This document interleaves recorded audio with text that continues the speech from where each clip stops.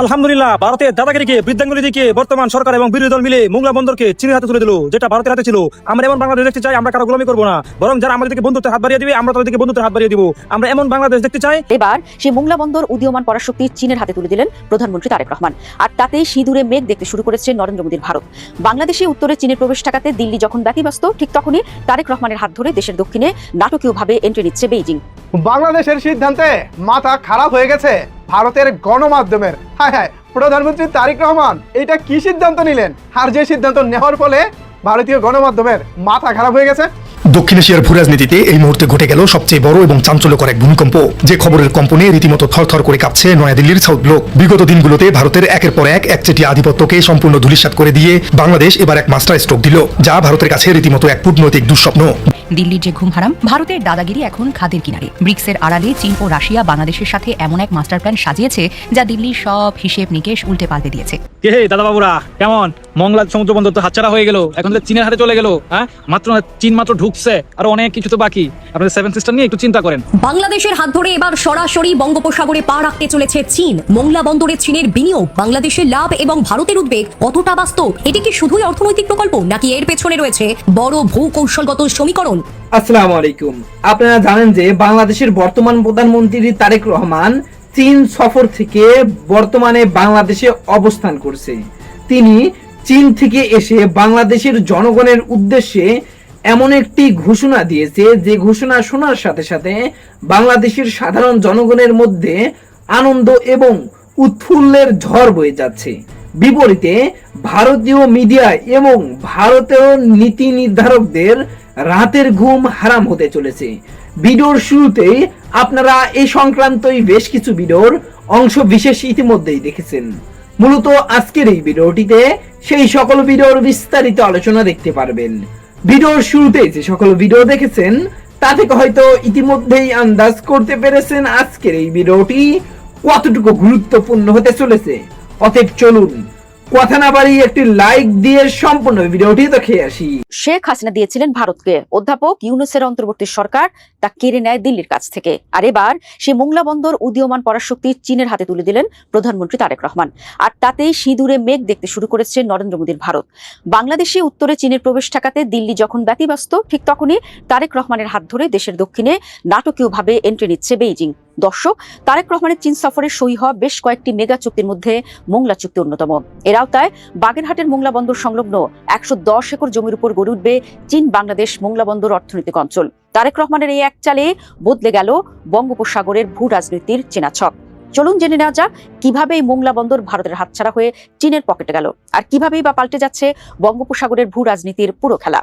দর্শক, আজকের এই যে সমীকরণ, এর পেছনে রয়েছে গত এক দশকের এক চরম নাটকীয় ইতিহাস।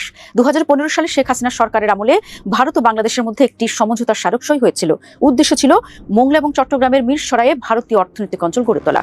এমনকি এই মোংলা বন্দরের সুবিধার্থে ভারতের নিজস্ব অর্থায়নে খুলনা থেকে মোংলা পর্যন্ত রেল লাইনও তৈরি করা হয়। 2018 সালে ভারতের হীরা নান্দানি গ্রুপ এবং পরে 2022 সালে তাদের সহযোগী প্রতিষ্ঠান ইভিটা কনস্ট্রাকশনকে এর ডেভেলপার নিয়োগ করে বাংলাদেশ অর্থনৈতিক অঞ্চল কর্তৃপক্ষ বেচা।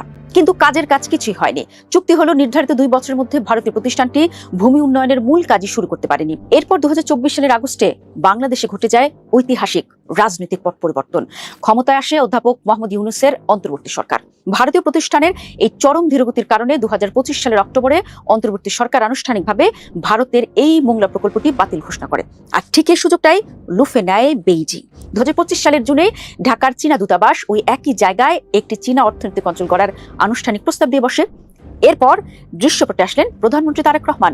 সম্প্রতি তার বেইজিং সফরে এই মোংলা চুক্তিটি চূড়ান্ত রূপ পায়। চীনের হেভিওয়েট রাষ্ট্রায়ত্ত প্রতিষ্ঠান চায়না সিভিল ইঞ্জিনিয়ারিং কনস্ট্রাকশন কর্পোরেশনের সঙ্গে বেজার এই চুক্তি সই অনুষ্ঠানে প্রধানমন্ত্রী নিজে উপস্থিত ছিলেন। এখন প্রশ্ন হলো, কলকাতা থেকে মাত্র 188 কিলোমিটার দূরে সুন্দরবন লাগোয়া এই অঞ্চলে চীনের অর্থনৈতিক অঞ্চল গড়ে তোলা নিয়ে দিল্লির এত মাথা ব্যথা কেন? আপাত দৃষ্টিতে কোনো অর্থনৈতিক অঞ্চলের উন্নয়ন মানে সেখানে সামরিক প্রবেশাধিকার নয়, কিন্তু চীনের ক্ষেত্রে ইতিহাস অন্য কথা বলে। আন্তর্জাতিক মহলে চীনের এই সামুদ্রিক সিল্ক রোড নীতিকে ভারত মহাসাগরে আধিপত্য বিস্তারের বড় হাতিয়ার হিসেবে দেখা হয়। ইতিমধ্যে পাকিস্তান থেকে শুরু করে পূর্ব আফ্রিকা পর্যন্ত অন্তত 17টি কৌশলগত বন্দরে চীনের বিশাল বিনিয়োগ রয়েছে। যার আড়ালে নাকি বেইজিং সামরিক নজরদারি ও গোয়েন্দা তথ্য সংগ্রহ করে। ভারতের সামনে এখন শ্রীলঙ্কার হাম্বানটোটা বন্দরের এক জীবন্ত উদাহরণ হিসেবে ভাসছে। সেখানেও চীন প্রথমে বাণিজ্যিকভাবে ঢুকেছিল, কিন্তু পরবর্তীতে ঋণের বোঝা মেটাতে না পেরে শ্রীলঙ্কা সেই বন্দরের নিয়ন্ত্রণ 99 বছরের জন্য চীনের হাতে তুলে দিতে বাধ্য হয়, যা এখন ভারতের উপর নজরদারি এবং গুপ্তচর বৃত্তির প্রধান কেন্দ্রে পরিণত হয়েছে। ভারতের প্রতিরক্ষা বিশেষজ্ঞদের বড় ভয়, বাণিজ্যিক কাজের আড়ালে চীন মোংলায় উন্নত যুদ্ধ জাহাজ কিংবা নজরদারি জাহাজ পাঠিয়ে ভারতের উপর গুপ্তচর বৃত্তি চালাতে পারে। বিশেষ করে ভারতের উত্তর পূর্বের কৌশলগত প্রবেশদ্বার চিকেন স্নেক বা শিলিগুড়ি করিডর এমনিতেই চীনের কড়া নজরে থাকে। এখন যদি দেশের ঠিক দক্ষিণে বঙ্গোপসাগরের মোংলাতেও চীন স্থায়ী ঘাঁটি গেড়ে বসে, তবে ভারতকে দুই দিক থেকে বড় ধরনের কৌশলগত চাপে পড়তে হবে। দর্শক, তারেক রহমানের এই বেইজিং সফরে কেবল মোংলায় নয়, চীনের বিনিয়োগের ছক আরো বিস্তৃত হয়েছে। চট্টগ্রামের আনোয়ারায় চীনা অর্থনৈতিক ও শিল্প অঞ্চল প্রতিষ্ঠার জন্য বড় চুক্তি সই হয়েছে। ঢাকার কেরানীগঞ্জ অর্থনৈতিক অঞ্চলেও চীনের হান্ডা গ্রুপকে জমি দেওয়া হয়েছে, যেখানে তারা প্রায় 22 কোটি ডলার বিনিয়োগের পরিকল্পনা করছে। বাংলাদেশকে অন্যতম শীর্ষ বিনিয়োগের বাজার বানাতে বিডে এবং চীনের সিসিপিআইটির মধ্যেও একটা বড় সমঝোতা স্মারক সই হয়েছে। সবচেয়ে বড় কথা, বিশ্বের সবচেয়ে বড় তেল আমদানিকারক দেশ হিসেবে চীন যদি মোংলা বন্দরকে তাদের জ্বালানি রুটের বিকল্প হিসেবে ব্যবহার শুরু করে, তবে বঙ্গোপসাগরে ভারতের একক আধিপত্য এক ধাক্কায় ধূলিসাৎ হয়ে যাবে। ফলে মোংলা চীনের এই জাঁকজমকপূর্ণ প্রবেশ দিল্লির সাউথ ব্লকের ঘুম হারাম করার জন্য যথেষ্ট। সব মিলিয়ে এটা স্পষ্ট, বাংলাদেশ এখন দিল্লির চেয়ে বেইজিং এর বড় অঙ্কের বিনিয়োগ আকর্ষণের দিকেই বেশি কৌশলগত মনোযোগ দিচ্ছে। আর বাংলাদেশের এই একচালি বঙ্গোপসাগরের ভূ রাজনীতির চীনা ছকটা পুরোপুরি বদলে গেল। দক্ষিণ এশিয়ার ভূরাজনীতিতে এই মুহূর্তে ঘটে গেল সবচেয়ে বড় এবং চাঞ্চল্যকর এক ভূমিকম্প, যে খবরের কম্পনে রীতিমতো থরথর করে কাঁপছে নয়াদিল্লির সাউথ ব্লক। বিগত দিনগুলোতে ভারতের একের পর এক একচেটিয়া আধিপত্যকে সম্পূর্ণ ধূলিসাৎ করে দিয়ে বাংলাদেশ এবার এক মাস্টার স্ট্রোক দিল, যা ভারতের কাছে রীতিমতো এক কূটনৈতিক দুঃস্বপ্ন। দীর্ঘদিনের জমে থাকা ক্ষোভ এবং ভারতের চরম অবহেলার চূড়ান্ত জবাব দিয়ে 2015 সালের সেই অত্যন্ত গুরুত্বপূর্ণ চুক্তি সরাসরি বাতিল করে দিল বাংলাদেশ সরকার। শুধু বাতিলই নয়, ভারতের নাকের ডগায় থাকা বাংলাদেশের দ্বিতীয় বৃহত্তম সমুদ্র বন্দর মোংলার অর্থনৈতিক অঞ্চলের পুরো দায়িত্ব তুলে দেয়া হলো ভারতের সবচেয়ে বড় ভূরাজনৈতিক প্রতিপক্ষ চীনের হাতে। দৃশ্যত মনে হচ্ছে বাংলাদেশ যেন চারপাশ থেকে ভারতের দীর্ঘদিনের আধিপত্যকে আক্ষরিক অর্থেই লাথি মেরে দেশ থেকে বের করে দিচ্ছে। একের পর এক এমন সব সিদ্ধান্ত নেওয়া হচ্ছে যার সামনে ভারত এখন সম্পূর্ণ অসহায় এবং কোণঠাসা। কেন এত বছর পর এই চুক্তিগুলো বাতিল হয়ে গেল? মোংলা বন্দরে চীনের সেই এন্ট্রিতে কেন নয়াদিল্লির রাতের ঘুম হারাম হয়ে গেছে? আর কেনই বা বাংলাদেশ এখন পুরো চীনমুখী এবং স্বাধীন এক পররাষ্ট্রনীতির পথে হাঁটছে? আজকের এই এক্সক্লুসিভ এবং মেগা সংবাদ বিশ্লেষণে আমরা মোংলা বন্দরকে কেন্দ্র করে দক্ষিণ এশিয়ার এই রুদ্ধশ্বাস ভূরাজনৈতিক পট পরিবর্তনের আদ্যপান্ত অত্যন্ত সহজ এবং সাবলীল ভাষায় ডিকোড করার চেষ্টা করব। দর্শক, ঘটনার সূত্রপাত বুঝতে হলে আমাদের একটু পিছনের দিকে তাকাতে হবে। 2015 সালে তৎকালীন শেখ হাসিনা সরকারের আমলে ভারতের সাথে একটি অত্যন্ত গুরুত্বপূর্ণ সমঝোতা স্মারক বা MOU স্বাক্ষরিত হয়েছিল। সেই চুক্তি অনুসারে বাংলাদেশের দুটি অত্যন্ত কৌশলগত স্থান অর্থাৎ মোংলা এবং চট্টগ্রামের মিরসরাইয়ের অর্থনৈতিক অঞ্চল গড়ে তোলার জন্য ভারতকে লিজ দেওয়া হয়েছিল। উদ্দেশ্য ছিল এই অর্থনৈতিক অঞ্চলগুলো ব্যবহার করে ভারতের বিভিন্ন সরকারি এবং বেসরকারি প্রতিষ্ঠান বাংলাদেশে মেগা বিনিয়োগ করবে, যা দুই দেশের অর্থনীতিকেই চাঙ্গা করবে। কিন্তু অত্যন্ত হতাশাজনক এবং তিক্ত সত্য হলো, এরপর দীর্ঘ 9টি বছর কেটে গেছে। চুক্তি স্বাক্ষরের পর থেকে ভারতীয় সংস্থাগুলো এই প্রকল্প নিয়ে কেবল টালবাহানাই করে গেছে, তাদের কাজের কোনো কিছুই করেনি। ভারতীয় লাইন অফ ক্রেডিট বা ঋণের অধীনে থাকা বাংলাদেশের অন্যান্য মেগা প্রকল্পগুলোর মতো এই প্রকল্পটিকেও তারা ইচ্ছাকৃতভাবে ঝুলিয়ে রেখেছিল। ভূরাজনৈতিক বিশ্লেষকদের মতে ভারতের এই টালবাহানার পেছনে একটি প্রচ্ছন্ন আধিপত্যবাদী মানসিকতা কাজ করেছিল। তারা হয়তো ভেবেছিল যেহেতু তৎকালীন সরকার পুরোপুরি তাদের উপর নির্ভরশীল, তাই তারা কাজ না করলেও বাংলাদেশ অন্য কোনো দেশের কাছে এই প্রজেক্ট হস্তান্তর করার সাহস পাবে না। কিন্তু 5 আগস্টের পর বাংলাদেশের রাজনৈতিক পটভূমি সম্পূর্ণ বদলে যায়। ডক্টর মোহাম্মদ ইউনূসের নেতৃত্বে গঠিত অন্তর্বর্তীকালীন সরকার ক্ষমতায় এসেই পুরনো সেই হিসেব নিকেশ পাল্টে দেয়। আর শেষ পর্যন্ত ভারতীয় সংস্থাগুলোর এই ইচ্ছাকৃত কালক্ষেপণ এবং সময় মতো কাজ শুরু না করার অত্যন্ত যৌক্তিক কারণ দেখিয়ে বাংলাদেশের বর্তমান বিএনপি সরকার অত্যন্ত সাহসিকতার সাথে 2015 সালের সেই চুক্তিটি সরাসরি বাতিল করে দেয়। চুক্তি বাতিলের এই ঘটনাটি ভারতের জন্য যতটুকু না অপমানের ছিল, তার চেয়েও 1000 গুণের বেশি আতঙ্কের হয়ে দাঁড়ায় বাংলাদেশের পরবর্তী পদক্ষেপটি। অন্তর্বর্তীকালীন সরকারের পর বিএনপি সরকার শুধু এই চুক্তিটি বাতিল করেই বসে থাকেনি, বরং এই একই জমিতে অর্থাৎ মোংলা বন্দর সংলগ্ন অর্থনৈতিক অঞ্চলের উন্নয়নের পুরো দায়িত্ব এবার তুলে দেওয়া হয়েছে চীনের এক মেগা সংস্থার হাতে। চীনের সাথে এই নতুন চুক্তি স্বাক্ষরের ফলে ফলে মোংলা বন্দরকে এখন সম্পূর্ণ নতুন আঙ্গিকে আধুনিকায়ন করা হবে, যেখানে বিশ্বমানের বিশেষ অর্থনৈতিক অঞ্চল গড়ে তোলা, উন্নত লজিস্টিক পরিকাঠামো বা ইনফ্রাস্ট্রাকচার উন্নয়ন এবং আন্তর্জাতিক বাণিজ্য বৃদ্ধির এক বিশাল লক্ষ্য নিয়ে কাজ শুরু হতে যাচ্ছে। জানা গেছে চীনা এই রাষ্ট্রায়ত্ত সংস্থাটি মোংলার বিলিয়ন বিলিয়ন ডলারের বিশাল অঙ্কের মেগা বিনিয়োগে হাত দিবে। বাংলাদেশ সরকারের পক্ষ থেকে অত্যন্ত স্পষ্ট ভাষায় দাবি করা হয়েছে যে চীনের এই বিশাল বিনিয়োগের ফলে মোংলা এবং দক্ষিণাঞ্চলের লাখো তরুণের জন্য নতুন কর্মসংস্থান তৈরি হবে। একই সাথে আন্তর্জাতিক বাণিজ্য বহুগুণ সম্প্রসারিত হবে এবং সর্বোপরি দেশের অর্থনৈতিক উন্নয়ন এক রকেটের গতিতে উন্নতি লাভ করবে। চীনের কাজের গতি কেমন তা পদ্মা সেতু এবং কর্ণফুলী টানেলের দিকে তাকালেই বোঝা যায়। ভারত যেখানে 9 বছরে একটি ইটও গাঁথতে পারেনি, সেখানে চীন হয়তো আগামী 3 বছরের মধ্যেই পুরো মোংলাকে দক্ষিণ এশিয়ার অন্যতম সেরা একটি বাণিজ্যিক হাবে পরিণত করে ফেলবে।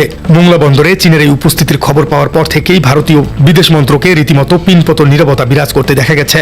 তারা এখনো কোনো আনুষ্ঠানিক প্রতিক্রিয়া না দিলেও কূটনৈতিক সূত্রগুলো নিশ্চিত করেছে নয়াদিল্লিতে এই সিদ্ধান্ত নিয়ে চরম উদ্বেগ এবং অস্বস্তি তৈরি হয়েছে। কিন্তু একটি বাণিজ্যিক বন্দর নিয়ে ভারতের এত ভয়ের কারণটা আসলে কোথায়? ভৌগোলিক ম্যাপের দিকে তাকালে ভারতের এই ভয়ের কারণ আসলে স্পষ্ট পানির মতো পরিষ্কার হয়ে যাচ্ছে। মোংলা বন্দরটি ভারতীয় সীমান্ত থেকে মাত্র 80 কিলোমিটার দূরে অবস্থিত। ভারতের পূর্বাঞ্চলীয় রাজ্যগুলো, বিশেষ করে পশ্চিমবঙ্গ এবং উত্তর পূর্বাঞ্চলের 7 সিস্টার্স রাজ্যগুলোর সাথে যোগাযোগের জন্য মোংলা বন্দরটি ভারতের জন্য সবচেয়ে বড় একটি লাইফলাইন হিসেবে কাজ করত। ভারত সবসময় চেয়েছিল এই বন্দরটি তাদের নিজেদের নিয়ন্ত্রণে রাখতে, কিন্তু এখন সেই বন্দর যা তাদের সীমান্ত থেকে মাত্র কয়েক কিলোমিটার দূরে, তা চলে গেল পুরোপুরি চীনের নিয়ন্ত্রণে। ভারতের নাকের ডগায় বসে চীন এখন তাদের সমস্ত বাণিজ্যিক এবং কৌশলগত মুভমেন্ট খুব সহজেই পর্যবেক্ষণ করতে পারবে, যা ভারতের জাতীয় নিরাপত্তার জন্য এক অকল্পনীয় হুমকি। আন্তর্জাতিক ভূরাজনীতিতে চীনের একটি বিখ্যাত এবং আগ্রাসী কৌশল রয়েছে, যাকে বলা হয় স্ট্রিং অফ পার্লস বা মুক্তার মালা। এই কৌশলের মূল লক্ষ্যই হলো সমুদ্র পথে ভারতকে চারপাশ থেকে ঘিরে ফেলা। চীন ইতিমধ্যেই পাকিস্তানের গোয়াদার বন্দর নিজেদের নিয়ন্ত্রণে নিয়েছে। এরপর তারা শ্রীলঙ্কার হাম্বানটোটা বন্দর 99 বছরের জন্য লিজ নিয়েছে। মিয়ানমারের কিয়কপু বন্দরেও তাদের বিশাল উপস্থিতি রয়েছে। বাংলাদেশের চট্টগ্রাম বন্দর ও সাবমেরিন ঘাঁটিতেও চীনের বিশাল বিনিয়োগ রয়েছে। আর এখন সেই মালার সর্বশেষ এবং সবচেয়ে গুরুত্বপূর্ণ মুক্তা হিসেবে যুক্ত হলো মোংলা বন্দর। গোয়াদর, হাম্বানটোটা, চট্টগ্রাম এবং সবশেষ মোংলা, এই পুরো সার্কেলটি পূর্ণ হওয়ার পর ভারত এখন বঙ্গোপসাগর এবং ভারত মহাসাগরে আক্ষরিক অর্থেই চরমভাবে চারপাশ থেকে চীনের নৌ আধিপত্যের কাছে বন্দী হয়ে গেল। ভারতের সমুদ্রপথের নিরাপত্তা চ্যালেঞ্জ এখন ইতিহাসের সবচেয়ে ভয়াবহ পর্যায়ে গিয়ে ঠেকেছে। এই ঘটনাটি স্পষ্টভাবে প্রমাণ করেছে যে দক্ষিণ এশিয়ার ভূরাজনীতিতে ভারত এখন কতটা কোণঠাসা এবং অসহায় হয়ে পড়েছে। 5ই আগস্টের পর হঠাৎ করেই ভারতের কাছে যেন এক অচেনা দেশে পরিণত হলো বাংলাদেশ। যে দেশটিকে ভারত নিজেদের পকেটের পুতুল ভাবত, সেই বাংলাদেশ মাত্র একদিনের ব্যবধানে হয়ে উঠল দিল্লির চোখের বালি। ভিসা বন্ধ, বাণিজ্য বন্ধ। ভারত ভেবেছিল চারদিক থেকে চাপ দিলেই হয়তো বাংলাদেশ হাঁটু গেড়ে বসে পড়বে, ভেবেছিল টাইট দিলেই শিক্ষা হবে। কিন্তু এরপর যা ঘটল তা দিল্লির সাউথ ব্লকের কল্পনাতেও ছিল না। ভারতের পাতা ফাঁদে ভারত নিজেই কিভাবে আটকা পড়ল, আর পার্শ্বার দান উল্টে দিয়ে বাংলাদেশ কিভাবে এমন এক মাস্টার স্ট্রোক দিল যে ভারতের ঘুম হারাম হয়ে গেছে। ভারত যখন নানাভাবে বাংলাদেশকে চাপে ফেলার চেষ্টা করছিল, ঠিক তখনই দৃশ্যপটে এলো এমন এক পরিবর্তন যা পুরো দক্ষিণ এশিয়ার ভূরাজনীতির মানচিত্রই যেন বদলে দিল।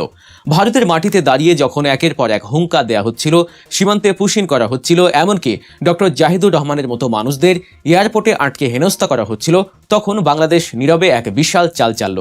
ভারত ভেবেছিল পেঁয়াজ রফতানি বন্ধ করে দিলে, গরু আসা বন্ধ করে দিলে বাংলাদেশ বিপদে পড়বে, কিন্তু ফল হলো উল্টো। পেঁয়াজ পচে নষ্ট হলো ভারতের গুদামে, গরুর ব্যাপারীরা ফুঁপিয়ে ফুঁপিয়ে কাঁদলো ভারতে বসে, আর এদিকে বাংলাদেশ মনোযোগ দিল নিজেদের উৎপাদনে।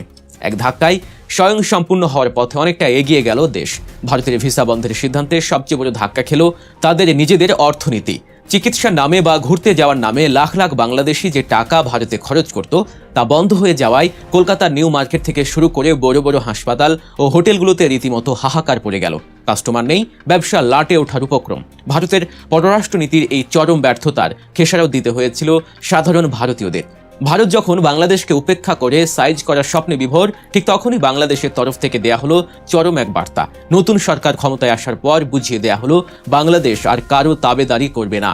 আর এই কথার সবচেয়ে বড় প্রমাণ পাওয়া গেল তারেক রহমানের প্রথম বিদেশ সফরে। ক্ষমতায় আসার পর বাংলাদেশের কোনো শীর্ষ নেতার প্রথম গন্তব্য ভারত নয়, বরং তিনি গেলেন মালয়েশিয়া এবং তারপর সোজা চীনে। এই একটি খবরই ভারতের বুকে কাঁপন ধরিয়ে দেওয়ার জন্য যথেষ্ট ছিল। তারেক রহমানের এই চীন সফর নিয়ে ভারতের মিডিয়াগুলোতে রীতিমতো হইচই পড়ে যায়। Times of India, NDTV, Navbharat Times থেকে শুরু করে ইন্ডিয়া টুডে সবাই যেন আর্তনাদ করে উঠল।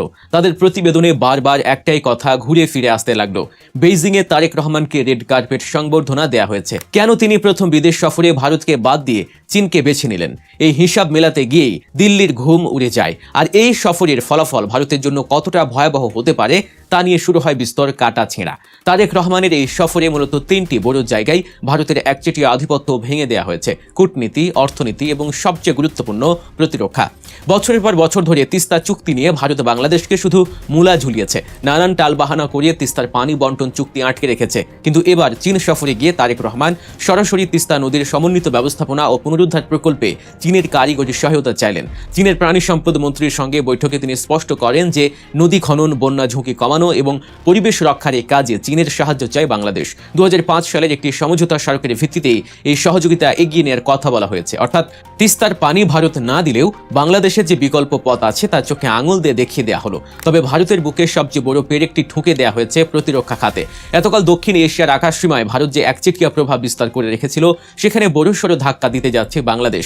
খবর বেরিয়েছে তারেক রহমানের এই সফরে চীনের তৈরি 24টি আধুনিক J-10C যুদ্ধবিমান কেনার বিষয়ে চূড়ান্ত আলোচনা হয়েছে। এটি যদি সত্যি হয় তবে তা হবে ভারতের জন্য এক চরম অস্বস্তির কারণ। এর মাধ্যমে বাংলাদেশ স্পষ্টভাবে বুঝিয়ে দিল যে নিজেদের নিরাপত্তার জন্য তারা আর ভারত নির্ভর থাকবে না, বরং প্রয়োজনে চীনের মতো পরাশক্তির কাছ থেকে অত্যাধুনিক সমরাস্ত্র কিনে নিজেদের আকাশসীমা সুরক্ষিত করবে। অর্থনৈতিক কূটনীতিতেও বাংলাদেশ এক নতুন অধ্যায়ের সূচনা করেছে। বেইজিংয়ে বাংলাদেশ ইনভেস্টমেন্ট ফোরাম। আমি আশা করছি সম্পূর্ণ ভিডিওটি দেখেছেন এবং এই ভিডিওর সাপেক্ষে আপনার কি মতামত সেটা অবশ্যই কমেন্ট বক্সে জানিয়ে যাবেন। ভিডিওটি ভালো লেগে থাকলে শেয়ার করতে ভুলবেন না। আমাদের এই চ্যানেলে নতুন হয়ে থাকলে চ্যানেলটি সাবস্ক্রাইব করে চ্যানেলের পাশে থাকবেন। আর যারা ইতিমধ্যেই চ্যানেলটি সাবস্ক্রাইব করেছেন তাদেরকে অসংখ্য ধন্যবাদ। দেখা হবে নতুন কোনো ভিডিও নিয়ে। ততক্ষণ সবাই সুস্থ থাকবেন। আল্লাহ হাফেজ।